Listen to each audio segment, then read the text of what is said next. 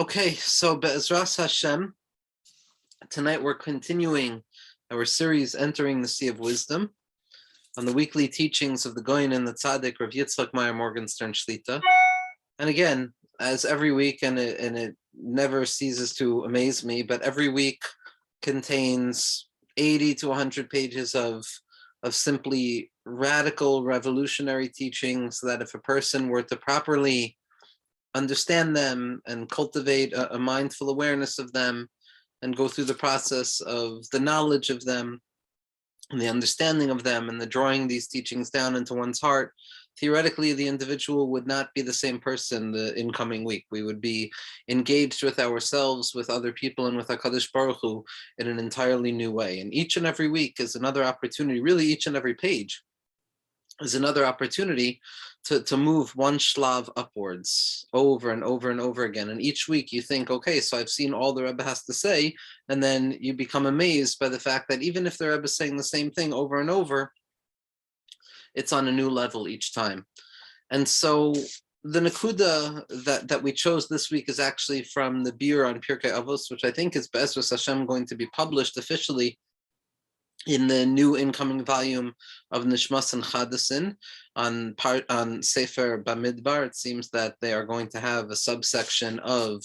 a full biur on Avos. And what the Rebbe typically does is he utilizes the Perush of the Kamarna Rebbe, the Neitzer Chesed, and he reads a little bit from the Neitzer Chesed, and then he adds certain points or ideas to draw the teaching down into the world of the Yichud that the Rebbe himself is being Megala. Now, obviously, the Rebbe sees the Kamarna Rebbe as one of the essential pillars upon which his system and his understanding of Torah Baal Shem Tov and the Torah Arizal is built.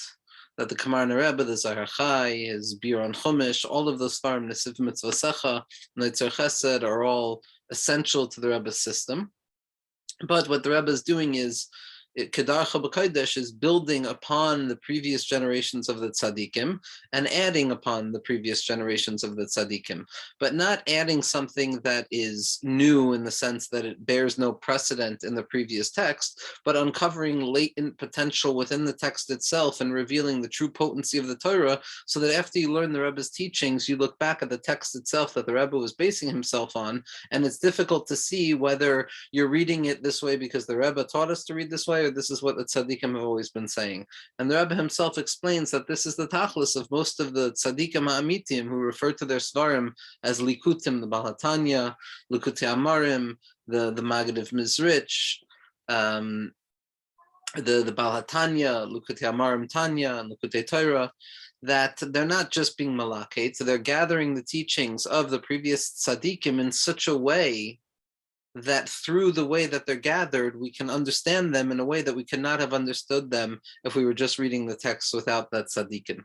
And so the Rebbe is adding and building upon and revealing words from the previous tzaddikim, especially the Kamarna Rebbe. Now, what the Kamarna Rebbe is talking about is the need for a Jewish person, for a Yid, to be Moser Nefesh for HaKadosh Baruch Hu in the Darga of Rabbi Akiva. In the Kach Allah b'machshava, that Kach Allah b'machshava, like Moshe Rabbeinu is responded to when he sees the tragic death or the seemingly tragic death of Rabbi Akiva, and he's asking, Zutar v'zuschar, is this what happens when a person like Rabbi Akiva, one of the tzaddikim Yesod Olam, the tzaddikim ha'amitim, unique amongst the generations, unique amongst the tzaddikim, that Rabbi Akiva spent his whole life trying to serve you, trying to understand you, and this is his schar. He's torn apart by the Romans, he's torn apart by Edom, and what HaKadosh Baruch Hu responds is shtaik kach Allah b'machshava, be silent, this is how it arose in my will. And the Arizal on the word kach is the chaf pshuta and the chaf kefufa. It's a regular chaf and it's a chaf sofit, which represent two forms of experiencing the letter chaf. And the letter chaf is symbolizing Mesiras Nefesh, that there's a Mesiras Nefesh that a person engages in without having to give their lives over, and then there's a Mesiras Nefesh of tzaddikim amitim who mamish give themselves over completely. And this is part of the kavanos of Nefilas Apayim, as the Mittler Rebbe points out in Shari Tshuva, that each and every Jew has to understand what it means to be Moser Nefesh for HaKadosh Baruch Hu. But Kedarkacha B'Kodesh, as the Rebbe very often explains, that there's the Mahalach of Rabbi Akiva and there's the Mahalach of Rabbi Shimon, who was a Talmud of Rabbi Akiva. The Mahalach of Rabbi Akiva is to be Meiser Nefesh B'Poyel Mamish, where a person has to exercise all of their strength, all of their energy to the point of expiration for the sake of HaKadosh Baruch Hu, which includes within it, historically speaking and personally speaking, the unfortunate reality of physical suffering from time to time. But then there's the Mahalach of Rabbi Shimon, where Rabbi Shimon teaches us that we can find all of those Yisurim, we can find all of those Oiris of Mesiras Nefesh, but not through an actual form of suffering, but suffering within the Torah itself, suffering for the Torah, suffering in learning of the Torah, suffering in Tefillah. Because in truth, when not suffering, but rather investing all of our strength, investing all of our energy, investing every element of the capacity that we feel we have, and going even further than what we feel we have to reveal the little bit more that exists within us, and by giving that little bit more, being moiser our nefesh, quite literally giving ourselves over, self-abandonment for the sake of HaKadosh Baruch Hu, a person is mamtik all of these yisurin, and they could be moiser nefesh b'derech HaTorah itself. So what the Rebbe is going to say is as follows. So the Rebbe is going to tell a Maisa.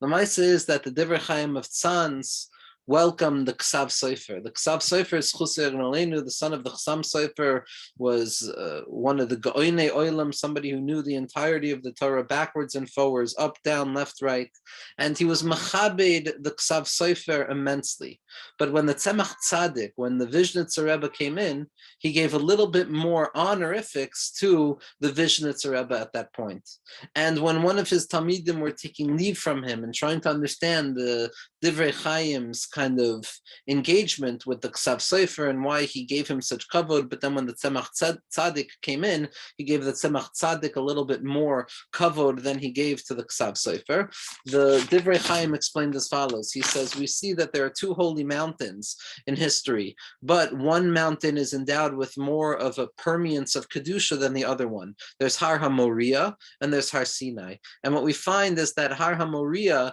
has more inherent Kedusha in it, being the Makom HaMikdash, primarily because it's the place where Yitzchak Avinu was ne'ekad in Akedas Yitzchak. And Har Sinai was the place that the Torah was given over. And we see that the Mesiras Nefesh of Yitzchak Avinu, the giving of one's life, the giving of one's vitality for the sake of HaKadosh Baruch Hu, bears a lasting mark of Kedusha above and beyond the giving of the entire Torah. So we have a tzaddik, the Ksav Sofer, who is a Har Sinai, who knows the entirety of the Torah backwards and forwards, left and right. But when a Tzemach Tzaddik comes in, someone who is Moser Nefesh for HaKadosh Baruch Hu at every rega of his existence, so there's a certain precedence given for that form of worship of HaKadosh Baruch Hu. And the Rebbe continues, and the Rebbe says, "Uperish shal pi derech Rabbeinu Habal Shem Tov HaKadosh," that we have to understand, what does Mesiras Nefesh mean? Does Mesiras Nefesh mean physical suffering, God forbid, or does it mean something else? So the Rebbe says, according to the path of the Baal Shem Tov HaKadosh, Hare inyan ha-Mesiras Nefesh kai al limtzor nafsho shaloi lahasiach daiso meyichud Hashem. That what Mesiras Nefesh means is not a self-sacrifice of the body or the self-sacrifice of physical comfort in this world necessarily, but it is the self-sacrifice that takes place within the mind of each and every individual, sheloi lahasiach daiso, so that I should not divert my attention for even one moment from the unity of HaKadosh Baruch Hu in this world. And the Mesiras Nefesh that is needed to pay attention, to care enough to focus my vision, to limit the thoughts that cross the threshold of my mind, and to minimize the space of engagement with what I allow myself to think about, and to perpetually be on guard to ensure that all I am trying to connect to in any given moment is the unified light of HaKadosh Baruch Hu that exists within all things. That's what the Mesiras Nefesh means. As well as to contemplate the names of HaKadosh Baruch Hu, to think Shavisi Hashem Lenegli Tamid, until a person's eyes begin to see the world through the translucent lens of Yud K Vav K, and that a person's mind is perpetually seeing things as revealed and as refracted through those four essential letters that represent the very basic building blocks of the entirety of reality, from the most generalized principles down to the most particularized particulars, as well as Amunah HaKadosha, to perpetually be believing in HaKadosh Baruch Hu, whether we feel it or not. That's what the Mesiras Nefesh is, b'derech HaBaal Shem Tov. V'sayim, and the Rebbe ends, Shedafka HaBaal Shem Tov hu sheyesh lanu leilech achar darcho. HaNe'edar B'Kodesh. And it's specifically the Baal Shem Tov HaKadosh, whose path, whose holy path we should be following. B'chol nafshenu, with all of our spirits, with all of our effort. Why? Kedivrei Baal HaMesilas Yesharim. Very similar to the mashal that the Mesilas Yesharim gives in the first parak of Mesilas Yesharim, Hayadua Megan HaMevucha, the mashal of an individual who finds himself stuck in a maze that is made up of various growths, a maze that is made up of various plants and bushes. And this individual finds himself stuck in a maze, unable to get out of the maze. And the Mesilas Yesharim describes that there is somebody who sits outside of the maze, directing those who are stuck inside of the maze how to get out of the maze. And the reason that we listen to the one who has gotten out of the maze is because he himself has gotten out of there. He, the one who is able to get out of the maze himself, is able to convey to us how to get out of the maze ourselves. That when it comes to following a tzaddik, we want to follow the biggest tzaddik in the world. And ein doimelcha when it comes to the Baal Shem Tov HaKadosh. Baal Shem Tov HaKadosh, one of the Yechidei HaDoros and the Hamshacha of Panimius HaTorah and Hasgalus HaTorah in this universe, in this existence, through the light of Moshe Rabbeinu, through the light of Rabbi Shimon Bar Yochai, through the light of the Arizal, through the light of the Baal Shem Tov HaKadosh, and through the light of Rabbi Nachman, Nachal Nevei Makor Chachma, and all of the other tzaddikim. The Rebbe spent a lot of time this week also discussing how you do not have Rabbi Nachman without the Baal HaTanya and the tzaddikim of Hasidus Chabad, and vice versa. So it doesn't mean one tzaddik to the exclusion of another tzaddik. It's just a particular way of understanding the role of each and every tzaddik. But when it comes to the Baal Shem Tov HaKadosh, it is incumbent upon us to follow he who found the greatest path imaginable. V'yatz legamrei min ha'mevucha. And the Baal Shem Tov HaKadosh lives with Mashiach in his life. The Baal Shem Tov HaKadosh left. He left the maze, and therefore, and even though there are many, many pathways towards the correct place, it makes the most sense to follow the path of the Baal Shem Tov, the Yechidei HaDoros, and the other Yechidei HaDoros as well, who have merited the greatest level of human perfectibility that is capable in the realm of human experience, and they left that place of concealment and that confusing garden, and we have to follow their path and what it means to be Moser Nefesh, not to fast, not to beat ourselves down, not to suffer, but rather to be Moser Nefesh on Dveikus, Yichudim, and Emunah. V'chein Isam Rav HaKadosh Rav Arla. And it's also explained by Rav Arla, the Admar HaShomer Amunim, B'Sifra Taros HaKodesh, one of the unique and singular tzaddikim in the past 100 years who revealed new oiros in the path of the Baal Shem Tov HaKadosh. She'ikar derech HaBaal Shem Tov HaKadosh hu ha'mesiras nefesh l'Hashem Yisparach b'chol rega. He says explicitly that the main path of the Baal Shem Tov HaKadosh is the readiness and the willingness for an individual to self-sacrifice themselves, to throw themselves into the service of God with self-abandonment, with mesiras nefesh to Hashem at every moment. And the Rebbe adds, where does this power of being Moshe Nefesh to HaKadosh Baruch Hu at every moment emerge from? And again, in parentheses here, the Darga of Mesiras Nefesh is the Darga of Arich Shebekeser, is the lower level of Keser, that capacity of self-sacrifice, of self-abandonment, of surrender, of giving ourselves over completely beyond what we feel we can do. Where does this come from? Where does this koyach come from?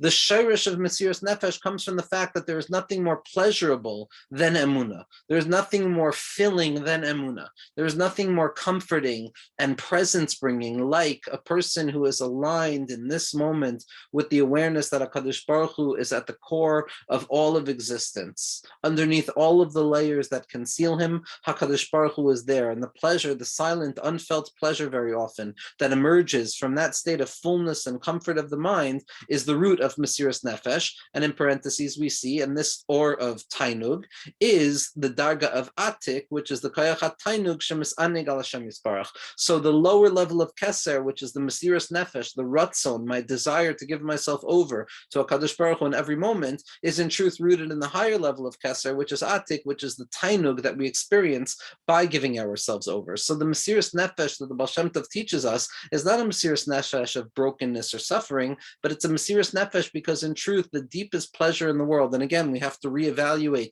everything we know about the word pleasure and every sense that we have of the word pleasure. But when we can properly do that, as the Rebbe has taught us so often in the name of the tzaddikim, that pleasure doesn't necessarily mean something physiological, but it means something quiet and internal, a sense of fullness and a sense of okayness. At that point, we draw down the koyach of Mesiras Nefesh at every moment.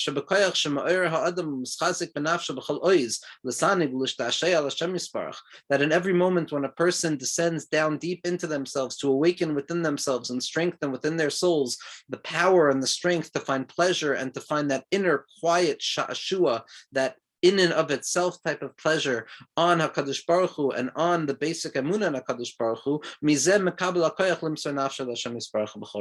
at that point we find that uncover the capacity to serve ourselves, to serve HaKadosh Baruch Hu with Mesiras Nefesh at every moment. And the Rebbe says, I also found this recently in the Sefer Yesod Tzaddik, which are Maisios from the Rav HaKadosh of Shlomo Mishvil, who is Zchus Yirgon Aleinu, whose face, when you see the face of Rav Shlomo Shviler, it's mamish a pachad noira. This is a person who lived in Yerushalayim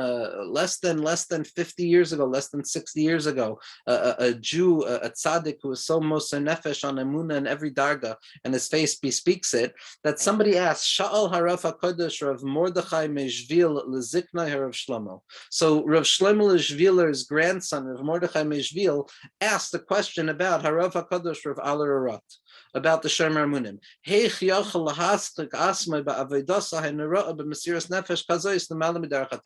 How could it be that the Shomer Amunim, who was a very sickly, weak individual on a physical level, how could it be, he asks his grandfather of Shlomo Shviler, how could it be that he served HaKadosh Baruch Hu with such a self-abandonment and a self-sacrifice at every moment above the pathway of Teva, in spite of the fact that his body was weakened? The Analo, and what his grandfather of Shlomo Shviler responded, that Harav HaKadosh of Shlomo answers, and we see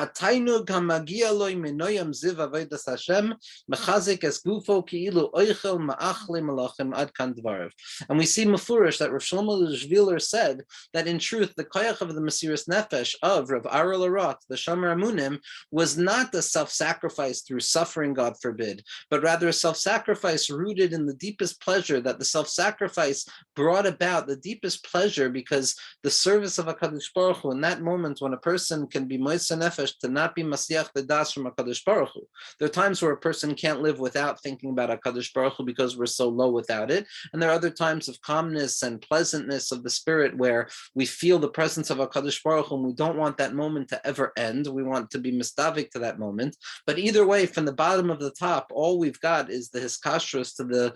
noyam ziv of the Amunah, and that place of tainug is what gives birth to the yecholes of Mesiras Nefesh. Kamay shekasav b'Tanya, and this is explained as well in Tanya, Parak Lamed Gimel, al ba Chabakuk v'hamid al achas, that Chabakuk came, as the Gemara describes, and reduces the entirety of Torah and mitzvos into one irreducible kernel of experience, which is emunah shene'emar, like the pasuk says, v'tzadik be'emunasa yichya, and the tzaddik lives through their emunah. And the Balatanya explains, sha'kavana b'koyach simchas v'chayis ha'emunah shebekoycha yiskab, that this inyan of the emunah, the tainug of emunah, is again what gives birth to our ability to serve HaKadosh Baruch Hu in every moment with Mesiras Nefesh. And on a certain level, what the Rebbe seems to be saying is that what we're trying to do is to be moiser nefesh on the belief that when I connect to emunah in the very simplest and most basic forms, that is the pleasure that my soul desires, that calmness, that menuchas hanefesh, that tainug, that oineg v'ratzon, that quiet pleasantness that exists within the soul in a humble and concealed type of way is what gives birth to the capacity of an individual to refocus their thoughts, because that's what Mesiras Nefesh is, slightly refocusing my thoughts, not allowing myself to do what comes most naturally, not abandoning myself, like the Chazon Ish says, to the natural proclivity of my soul to do what comes most easily, but rather to refocus myself, to choose to care. And when a person chooses to care in the morning and reminds themselves about the need to choose to care in the middle of the day, and reminds themselves before they go to bed at night about the willingness to care about HaKadosh Baruch Hu in every moment, that's when we learn to be moiser nefesh for the tainug that we experience in the service of HaKadosh Baruch Hu, Be'ezras Hashem.